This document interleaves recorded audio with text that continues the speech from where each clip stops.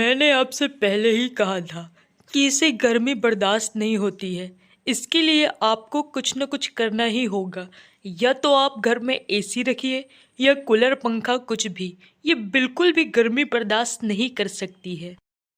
मालिक, मैं बहुत ज़्यादा गरीब हूँ। कहाँ से इतने पैसे लेकर के आऊँ एसी लगवाने के लिए? मेरे पास इतने पैसे ही नहीं है मालिक। मैं बहुत गरीब हूँ मालिक। 2 वक्त का खाना मिल जाता है, यही बड़ी बात है। आप चिंता क्यों करते हैं जी? अभी तक केवल आप कमा रहे थे, अब अपनी बच्ची के लिए मैं भी कमाऊंगी, तब हो पाएगा ना।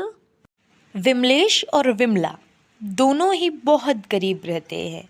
इनकी बच्ची हमेशा बीमार रहती थी। उसे बिल्कुल भी गर्मी बर्दाश्त नहीं थी। वो गर्मी में बहुत ज़्यादा परेशान हो जाती है। गर्मी से उसका पूरा शरीर फूल जाता था और उसके पूरे शरीर में दाने निकल आते थे। तुम एक काम करो, जाकर के बाहर कहीं नौकरी ढूंढने की कोशिश करो। कैसा भी काम हो कर लेना। मैं अब जाता हूँ अपने काम में। ठीक है, मैं गुड्डू को मुन्नी के पास छोड़ के जाती हूँ। ऐसा बोलकर दोनों अपने काम में चले जाते हैं। वहीं विमलेश लिफ्ट में काम करता है। वो लिफ्ट को चालू बंद करने का काम करता था। वहीं दूसरी ओर विमला काम ढूंढने के लिए निकल जाती है। कहीं से उसे पता चलता है कि अभी अभी एक परिवार नए घर में शिफ्ट हुए हैं। वो सीधे उन्हीं के पास जाती है काम पूछने के लिए। भैया, क्या आप मेरी थोड़ी सी मदद कर सकते हैं? आपके घर में जो भी काम होगा मैं सारा काम कर दिया करूँगी। हाँ हाँ बहन, काम है ना तुम्हारे लिए। बहन, काम तो बहुत सारा है। ये सारे डिब्बे उठा करके आपको रखने हैं। मैंने कुछ अभी सेट कर लिया है।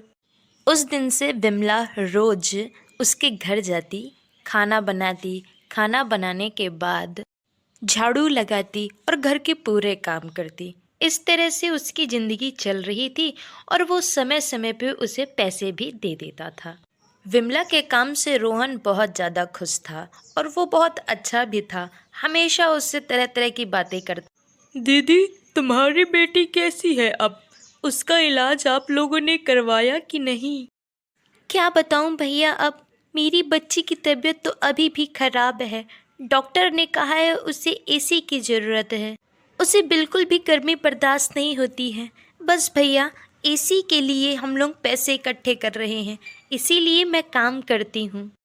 ऐसे ही कुछ दिन बीत रहे थे, लेकिन उनकी बच्ची की तबीयत ज़्यादा खराब हो जाती है, जिससे हॉस्पिटल में भर्ती करने से उन लोगों ने जितना पैसा इकट्ठा किया था एसी के लिए, अब दवाई में खर्च हो जाते हैं और उनके पास अब बिल्कुल भी पैसे नहीं बचते हैं। इस बात से दोनों बहुत हैरान और परेशान होते हैं। विमला हमेशा की तरह रोहन के यहाँ काम करने जाती, लेकिन वो उस दिन बहुत उदास रहती। रोहन के बार बार पूछने पर भी उसने उससे कुछ नहीं कहा। तब रोहन ने उससे कहा, दीदी, मैं कुछ दिनों के लिए बाहर जा रहा हूँ। आप मेरे घर का ख्याल रखिएगा। ऐसा बोलकर रोहन वहाँ से चला जाता है। वहीं खड़ी विमला बहुत ज़्यादा परेशान होती है। रोहन के घर का काम करके विमला अपने घर चली जाती है। तभी उसके यहाँ एक कुरियर वाला आता है।